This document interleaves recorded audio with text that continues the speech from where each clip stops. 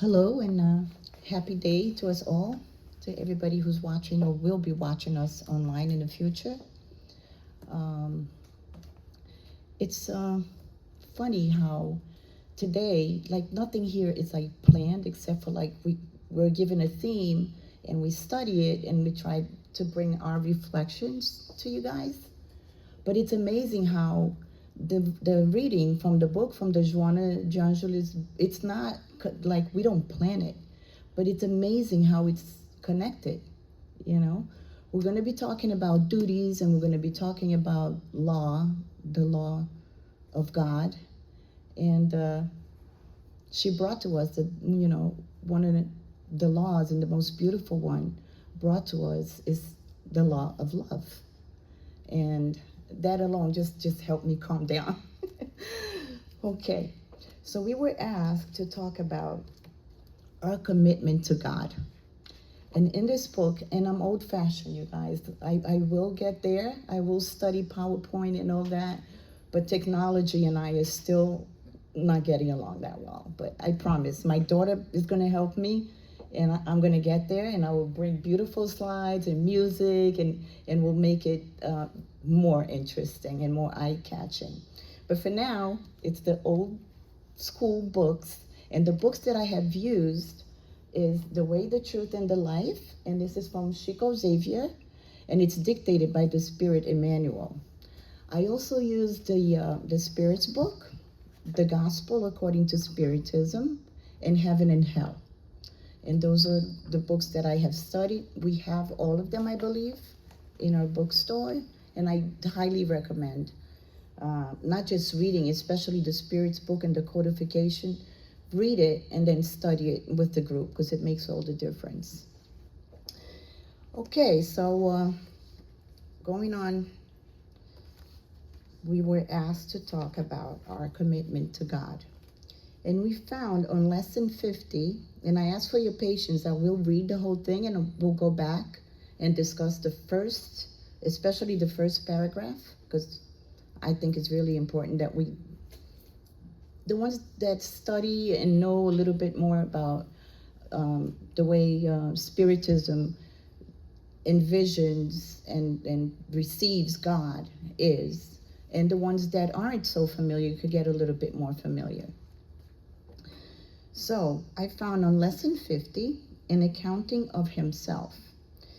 And this was said to the Romans by Paul on chapter 14, item 12, such that each of us will render an accounting of himself to God. And Emmanuel explains to us what exactly did Paul mean by that to make it easier for us. And it makes all the sense. And it goes, it is reasonable for people to devote themselves to solving all the problems having to do with the sphere that surrounds them. However, they need to know the kind of accounting they will have to render to the Supreme Lord. Remember that, the Supreme Lord.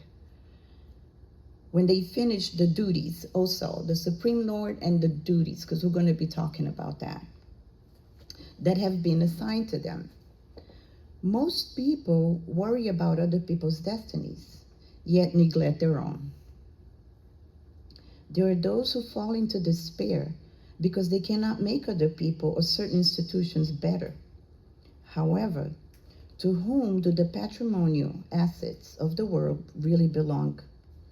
The answer is clear, for the most powerful owners will have to leave the planet's economy behind to new workers of God for the task of ongoing evolution.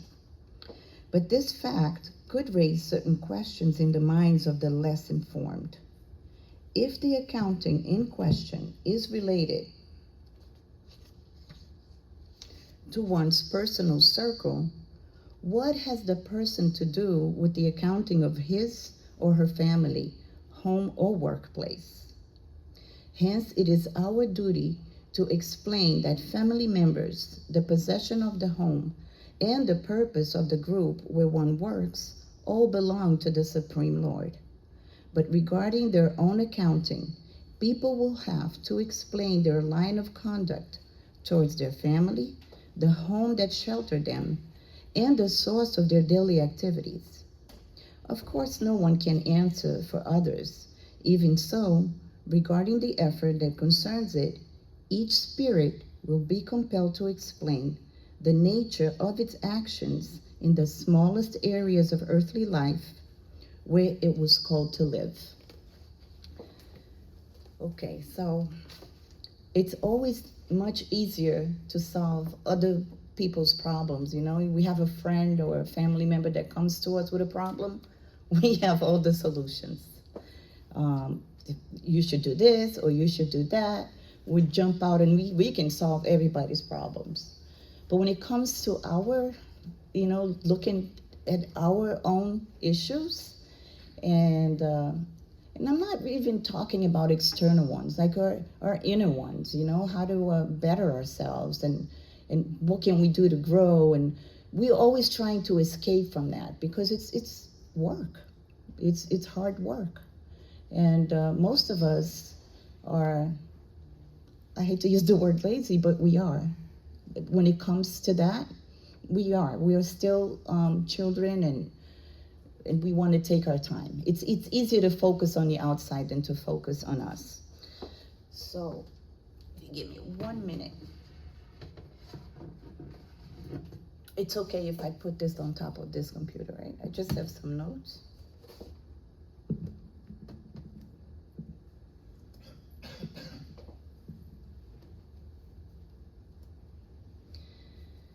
Okay, so where we were called to live, that's what Emmanuel brought to us.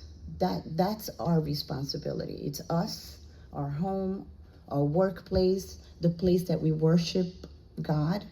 It could be a temple, it could be a Catholic church, here at the Spiritist Center, wherever it is. This is our responsibility. How do we behave towards ourselves, our family, and here? Do we come here and we want to change everything? Or do we want to make ourselves available for whatever it is that is needed, right? With our family, the same, who doesn't have issues? And we'll see that even Jesus had serious and family issues. So Haroldo Dutra, who is a speaker in Brazil, in the world, he's been here, he's all over. He says, there's a quote that he says that I really like and I brought. And he says, we must flourish in the place where we have been called to live. That's where we need to flourish. And that's exactly what Emmanuel says to us and recommends to us.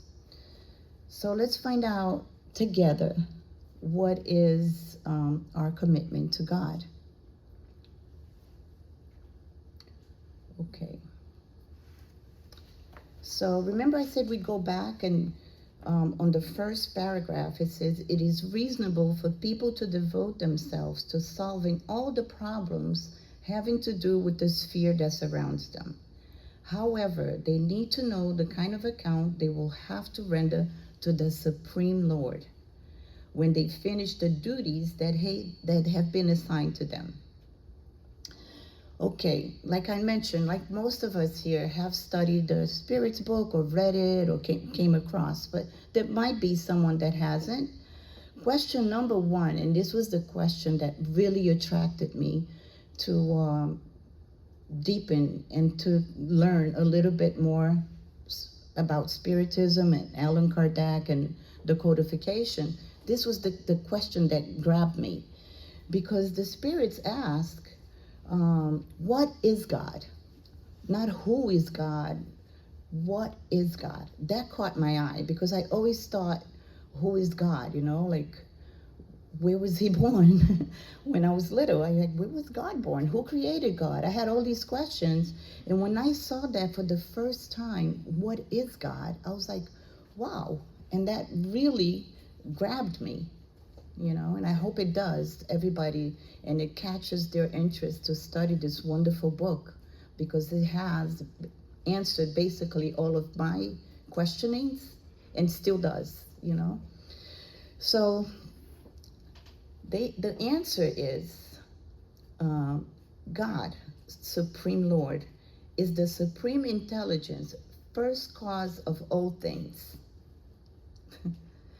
That to me was like, I don't know how it sounds to you guys, but that to me was, it opened the whole universe.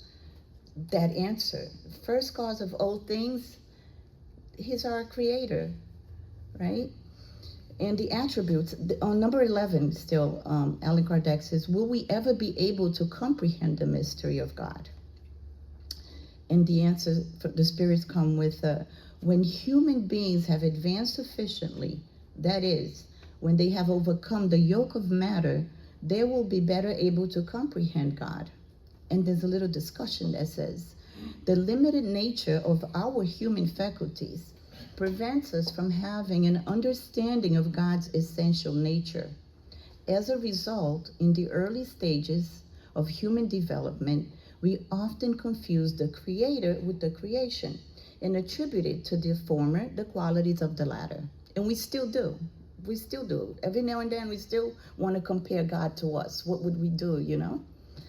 And so it's comforting to know that God is not that man sitting on the throne judging and keeping track of who's doing what and how they're doing and when they're doing. That to me, it's very comforting, that know that, like what Joanna brought to us today, the most beautiful law of God is love, right? So when we learn that, if we learn, we're in good hands. There wouldn't be any war, there wouldn't be any family issues, no work, nothing. None of this would be going on if we learned that one basic law of love. So keeping that in mind, we'll talk about duties, because the first paragraph mentions the Creator, God, and our duties. And according to the dictionary, duties also means responsibility, obligation, commitment, our commitment to God, remember? So Spirit teaches on the gospel. Duty is a moral obligation. First, to who? To Fatima, to Zana, or Betty? No, to the self. And then to others. Duty is a fundamental law of life. It is expressed in the smallest and in the most human actions. I speak here, you must understand, only of moral duty, rather than the obligations owed, for instance, to your profession. So we have our duties with our job, with our families, and elsewhere. But this is what they mean, the duties with us. How are we going to grow? And here's Jesus. Jesus says basically the same thing. Do not think that I have come to abolish the law or the prophets. I have not come to abolish them, but to fulfill them. I tell you the truth, until heaven and earth disappear, not the smallest letter, not the least stroke of a pen will by any means disappear from the law until everything is accomplished. And this is registered in Matthew 5:17-18. Okay, so we have learned about God, and we know that we're not on this reality show where God is watching and judging everybody, and you will go to hell, and you're doing this wrong, and what are you doing? None of that. So we already know that. And we already know our duties. We learned a little bit about that. And I highly encourage everyone to study, because Jesus did say that the truth will free us, and it literally does. I mean, I have gone to the same situations with no knowledge at all, and have been and am going right now through situations with a little bit of knowledge, and it makes all the difference. Like this, basically the same thing, same situation, you know, so it does help to know a little bit. So we're talking about law. Where would that law be? Where is it written? And on number 621 on the Spirit's book, it's written where? In our conscious living.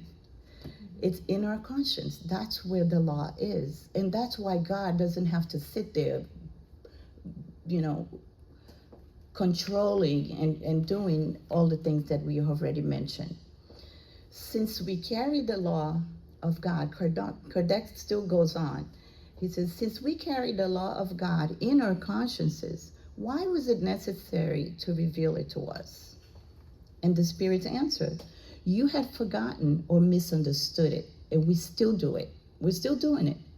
We misunderstand to our own convenience. Like we can literally take some Jesus's phrase and transform it to make it that it's convenient for us to do something, to have some sort of action that we shouldn't be having, and we can justify. We are capable of that. I speak for myself. But we have forgotten or misunderstood it. God then willed that it should be recalled to your memory. So that's where it is. And now we see 2-year-olds. They know when they're doing something wrong. You know, they go to stick their little finger on the socket or whatever, they look around. If they're gonna grab a jar of cookie, they know they're not supposed to. We know right from wrong because it's here. It needs to go from here to here. Like we need to start moving, following the law of love. You know, it needs to, but in time we'll get there. No pressure, because that's another attribute of God. There's no pressure. We have time. He created us. We are meant to be happy, and we are going to be happy. Yeah? Okay. I'm sure many of us have heard that a criminal, somebody say that he've escaped the earthly justice, but the divine justice is inescapable, right? Okay, so we go on to going back to Emmanuel. It says, most people are worried about other people's destiny, yet neglect their own. Okay, so our house, our family, our assets, who does that really belong to? Does it belong to us, our job? Does it belong to us, our children, our spouse? It all belongs to God. So if we all do our part, if Mary takes care of Mary, of what's inside of Mary's mind and heart, Mary would for sure become a better person. If we're on the path, if we're struggling and trying hard to grow, Mary is going to be an example for somebody in the family, for somebody at work, and then that person can be contaminated. You know, I saw a lecture where the speaker was saying how there's a dark, like a shadow that involves Earth, and that's from our thoughts, our negative thoughts and our actions. All of that, if we can better ourselves, if we can concentrate on us, we can contribute. We can have better thoughts, better actions, and then that's contagious. You know, just like bad and evil could be, the good is also contagious. And people watch and they're like, wow. And you talk different and you're lighter when you do try to make that movement and to become a better person, you know, and do the right thing. Okay, so we talked about patrimonial assets. It all belongs to God. It's a loan. It's, you know, it's a loan. We will have to return it to God. So why are we so concerned about our house, you know? Do your part. This is the invitation here.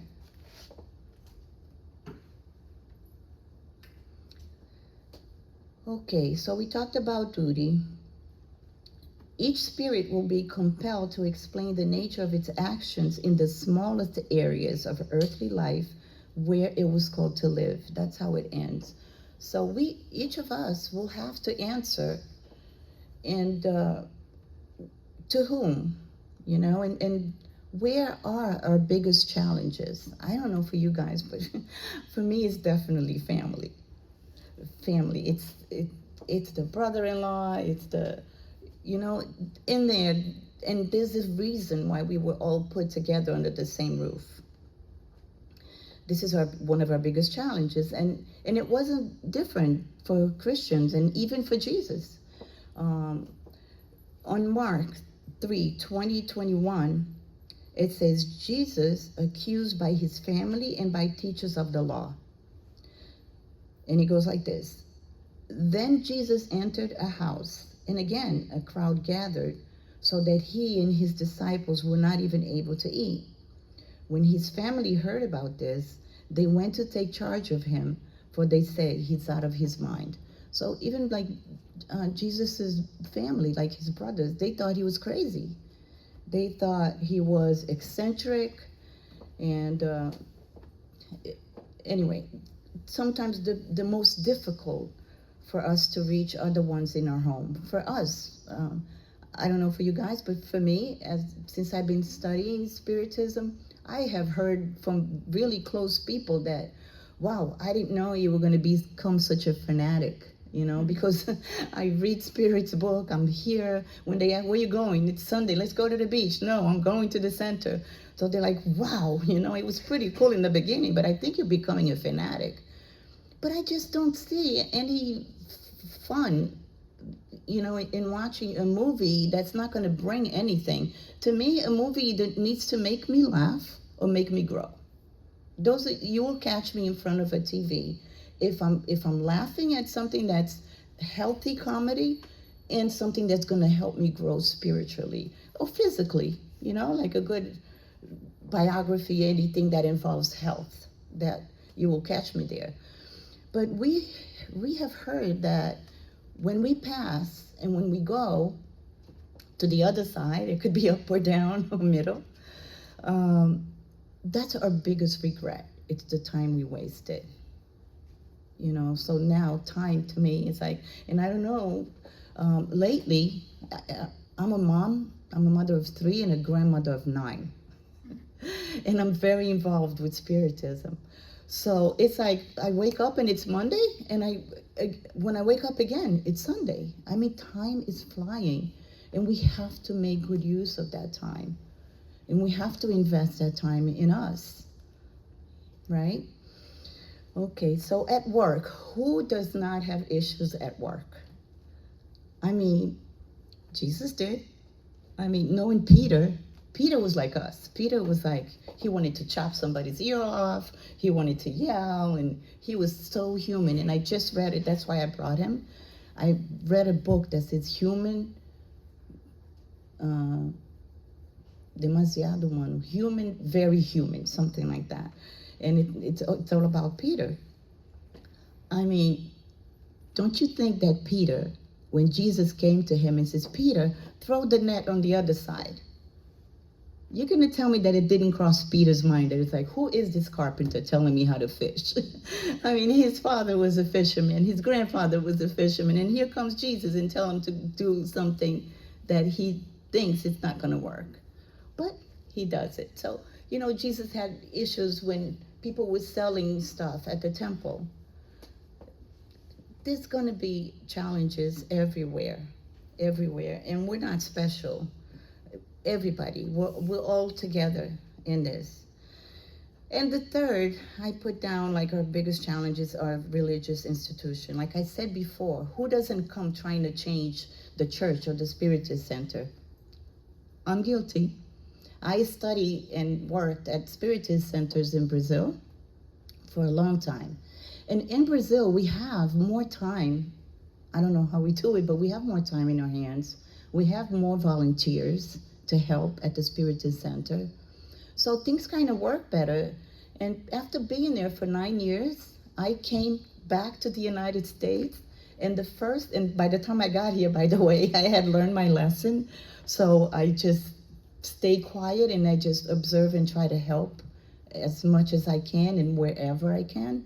But before here, I learned my lesson at a different Spiritist center where I wanted to bring all the ideas from Brazil to the center. Why don't we do this? Why don't we do that? But I didn't even have the time to help them put it into practice. It was I just wanted to change everything. I learned a good lesson back then, and lesson learned. And so this is it, and it all goes back to the fact that it is easier to change the outside than to change the inside, our own commitments to ourselves and to God. So it's like we want to demand ethics and morals from the other. Literally the mote we see on our brother's eyes and not the plank in our own eye. So there's a little story that will illustrate this. And some of you might have heard it before. It's funny and cute, so it won't hurt. And for the ones that haven't, it's a cute story and interesting, funny.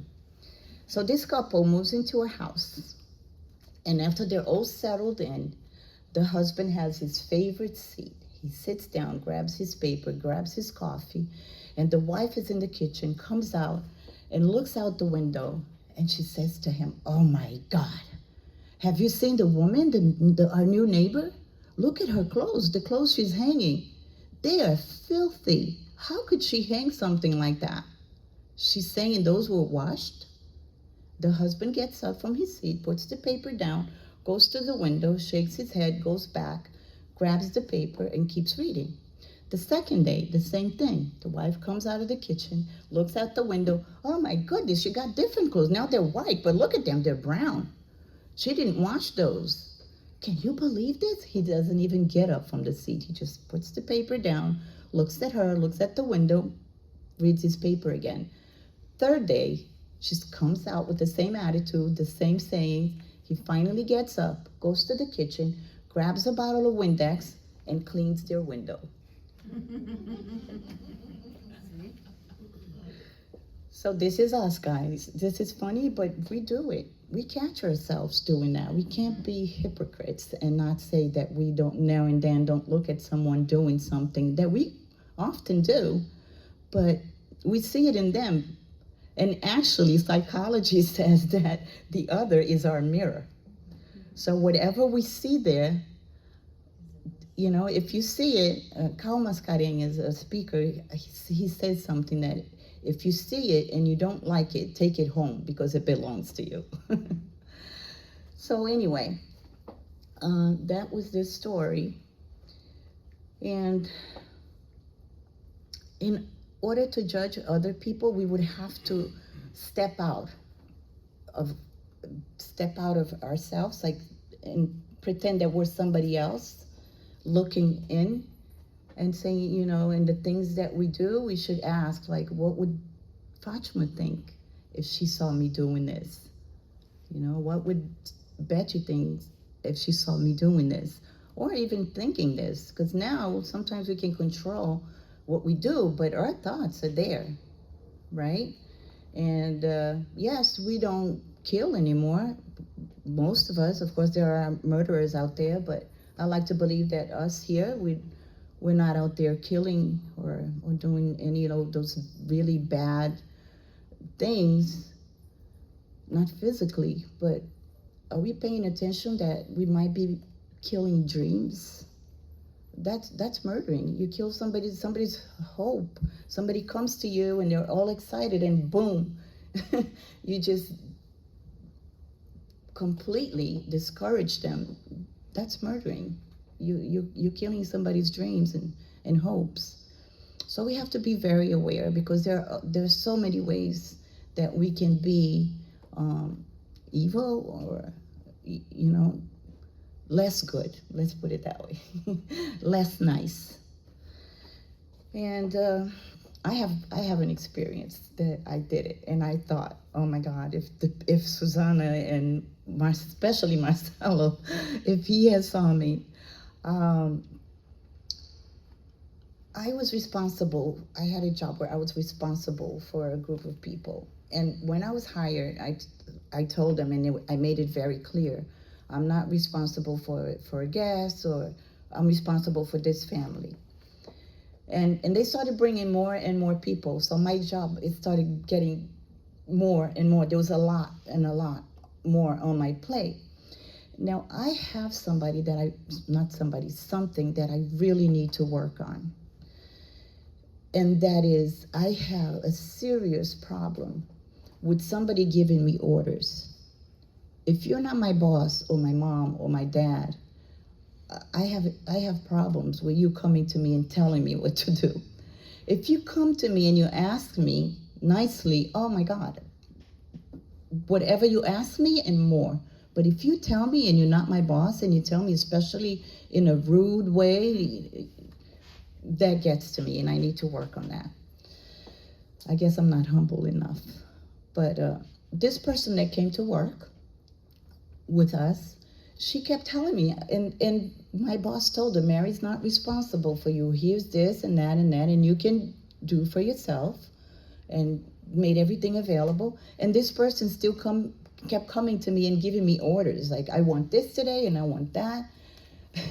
And I did it because I know a little bit, the little knowledge that I have. I would take a deep breath, and I'm like, I need to be humble, and I would do it, and I did it. But one day, and she told me that she liked her egg a certain way, and one day I poked her yolk. She ordered the egg, and she went up, and I just poked it. And I took it back. I made her a nice one. I had the poked one. I ate the poked one, and I gave her a nice, beautiful egg. But I did do it. So we have little things in us that we catch ourselves doing, And this is very simple, and I was able to fix it and all, but there are other things that needs work and that needs our attention. And are we almost there? How much time do I have, Fatima? 10, 15. Okay, we're good. Okay, so life is a constant movement. It's tiring. Sometimes we have to step out of ourselves. Sometimes we have to step in ourselves. It's in and out. And it could be exhausting. But thank God. Thank God for reincarnation. And if we're all here listening to this lecture, I'd like to believe that we all understand a little bit about reincarnation, and the ones watching us at a later time, if this is the first time that you're hearing about this, we have plenty of courses, like Susanna mentioned earlier, where we can get more knowledge in the theme. But thank God for reincarnation, because we're constantly ignoring and violating these laws. And in the gospel, it doesn't say, in the gospel according to Spiritism, it doesn't say God doesn't expect us to be saints. He wants to see us trying. Like every good father, you teach your children, and you don't expect them to learn the next day. There are steps. And we can't be that hard on ourselves, because God isn't. We have to take it easy, but constant. It needs to be a constant movement. And here, to kind of close it, because we're getting close to time. After today, we're hoping that a little bit more knowledge will help us not get stuck on the excuses and really try to work in ourselves the way we're suggesting. And the last book that I studied was Heaven and Hell, which we also have, and there's a study online going about this book, and it's wonderful. Carlos, I have studied the Spirit's book so many times in these years, but what I learned from him, we do it Tuesday in Portuguese. I have to say, I haven't seen anybody teach. Everybody here is very good, very good. And I have been growing and learning so much at Conscious Living. But I don't know, Carlos he's a teacher, a professor. The way that he takes the words and he explains them, and he speaks French, and these books were translated, so he can literally bring what the meaning of it, and you really, I've learned so much, and I'm very grateful for that. So I highly recommend that study of the Hell and Hell. The name is kind of scary when you hear hell, and but it's really a wonderful book. And in part 1 of chapter 5, item 4, it goes like this. In each lifetime, an opportunity is presented to the soul to enable it to take a step forward. The length of this step forward depends on its will, which enables it to rise several degrees or to remain in the same place. In the latter case, it will have wasted the opportunity, and since it will have to pay its debts sooner or later, it will have to restart a new existence under even more painful conditions, because to any blemish it has not ever eradicated, it adds another. Therefore, it's through successive incarnations that the soul rids itself imperfections. It purges them, in a word, until it is sufficiently pure to merit being set free from worlds of expiation, to go to happier ones, leaving these behind still farther on to partake of a supreme bliss. Consequently, purgatory is not some vague and uncertain notion. It is a physical reality that we can see, touch, and endure. It is found on the worlds of expiation, and earth is one of them. On earth, people expiate their past and present for the good of their future. However, contrary to the normal idea on the matter, it depends on each man or woman to shorten or prolong his or her stay on this world. According to the degree of evolution and purity attained through self-effort, we do not leave it behind by having completed a certain amount of time or because of the merits of other people, but by our own merit, according to the words of Christ, to each according to his deeds, words that wholly sum up the justice of God. Now, I was going through a lot while I was preparing this, am going through some personal, difficult, delicate moments. And so I wasn't 100% there, but I'm hoping that the message brought here is that our commitment to God is literally the commitment to ourselves. We are now mature enough. I mean, back then we needed Moses to say, don't steal, don't this, don't. We needed the 10 Commandments, and we still do. But now we're older. We're older spirits. Our planet is evolving. You know, God is a loving, beautiful, He creates his wonderful, beautiful energy. And he's out there creating. You know, Jesus came here and he gave us all the examples. He came as a man, and he suffered like we do. He had issues with his families. He had issues at work. He had all kinds of, even more than we do. We have it easy if we think about the Christians back then.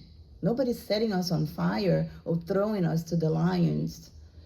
We have it pretty easy. It's just the will, like it said here.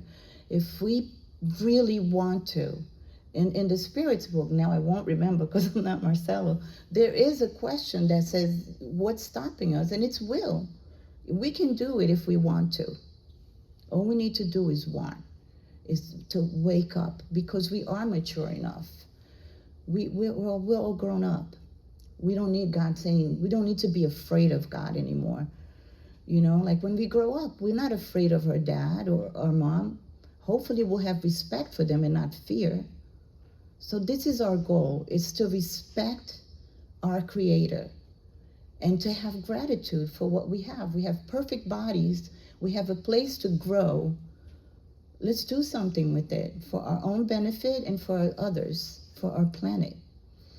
And I don't know if you guys saw the movie, Givaldo. It was in English for the past month. I don't know if it's still available with the subtitles in English. But at the end, and I was gonna try to bring that video, and I even asked Abigail if we could show it, because with the actress doing it, it has a better impact. But Joana de Angelis, who is the mentor of Givaldo Franco, at the end of the movie, she says, at the end of this journey, when you look back, you will realize that people, problems, and even this world never existed as you had seen them. They were only put in your path to give you the opportunity to evolve as a spirit. If you live with the consciousness of immortality, of its divine essence, when the last day of the body here on earth comes, you will see that the fight was never against the other. The whole time it was between you and yourself. The greatest challenge of human creature is the human creature itself. So that was our message, and I hope that it'll get to all of our hearts and that we can put it into action. Happy day, everybody. Thank you.